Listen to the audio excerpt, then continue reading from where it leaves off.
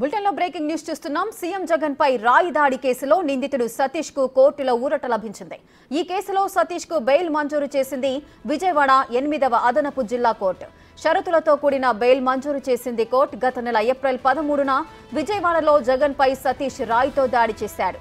కాగా ఈ కేసులో అతనికి బెయిల్ మంజూరు చేస్తూ శని ఆదివారాలు స్థానిక పోలీస్ స్టేషన్ కు వెళ్లి సంతకం చేయాలని ఆదేశాలు జారీ చేసింది.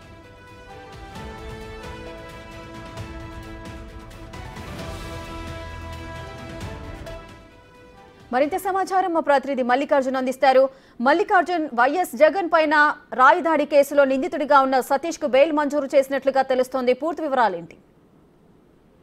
రేఖ ఏదైతే ఉందో ఏప్రిల్ 13వ తేదీన కూడా సీఎం జగన్మోహన్ రెడ్డి ఎన్నికల ప్రచారంలో భాగంగా మేము సిద్ధం బస్ యాత్రను కూడా చేపట్టడం జరిగింది. ఈ నేపథ్యంలోనే విజయవాడ నగరంలోకి నైట్ 8:30 ఆ ప్రాంతంలో కూడా అజిత్ సింగ్ నగర్ ప్రాంతంలో కూడా బస్ యాత్ర అనేది కొనసాగుతా ఉంది. ఈ సమయంలోనే సీఎం జగన్ పై కూడా ఒక నిందితుడు సతీష్ రాయి తీసుకొని దాడి చేశారంటూ కూడా సతీష్ ని పోలీసులు గత నెలలో కూడా అదుపులోకి తీసుకోవడం జరిగింది.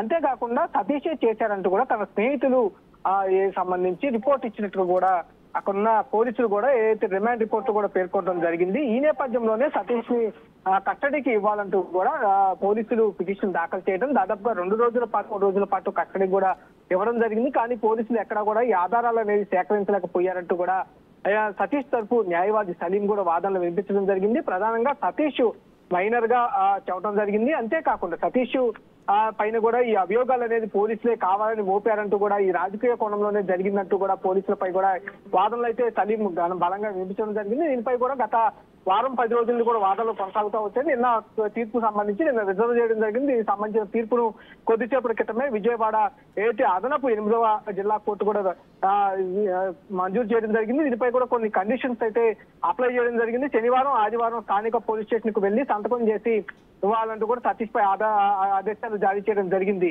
రేఖ, మల్లికార్జున్, అయితే కొన్ని షరతులతో కూడిన బెయిల్ మంజూరు చేశారు. ఆ షరతులేంటి? ప్రధానంగా కూడా కండిషన్స్ అనేవి మెయిల్ గా కూడా బెయిల్ సంబంధించి పెట్టడం జరిగింది. శనివారం ఆదివారాల రోజుల్లో కూడా అజిత్ సింగ్ నగర్ పిఎస్ లో కూడా సంతకాలు చేయాలని కూడా ఆదేశాలు జారీ చేశారు. ఎందుకంటే అజిత్ సింగ్ నగర్ ప్రాంతంలోనే ఈ రాయి దాడి ఘటన అనేది జరగడం జరిగింది. ఈ కేసు మొత్తాన్ని కూడా అజిత్ సింగ్ పోలీస్ స్టేషన్ పరిధిలోకి రాబోతా ఉంది కాబట్టి అక్కడే ఆ స్టేషన్ పరిధిలోకి కూడా సతీష్ ను వాళ్ళు అక్కడే పోలీసులు అదుపులోకి తీసుకోవడం జరిగింది. ఈ వారానికి 2 రోజుల పాటు శనివారం ఆదివారం 2 రోజులు కూడా స్టేషన్ కు వెళ్లి స్వయంగా సతీష్ నిందితుడిగా పేర్కొన్న సతీష్ సంతకాలు చేసి రావాలని పేర్కొనడం జరిగింది. అలాగే 50,000 రూపాయల చొప్పున 2 షూరిటీలు కూడా కోర్టుకు సమర్పించాలని కూడా పేర్కొనడం జరిగింది. అలాగే ప్రస్తుతం ఎవరైతే సతీష్ నిందితుడిగా పేర్కొనడం జరిగిందో అతను ప్రస్తుతం నెల్లూరు జిల్లాలో ఉన్న ఖైదీగా కూడా ఆయన రిమాండ్ లో ఉండడం జరిగింది.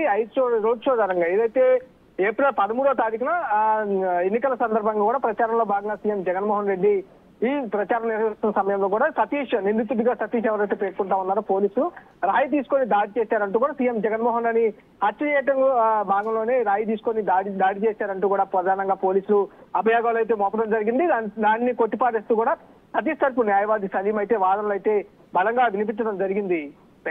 Right, thank you Mallikarjun, thanks for the details.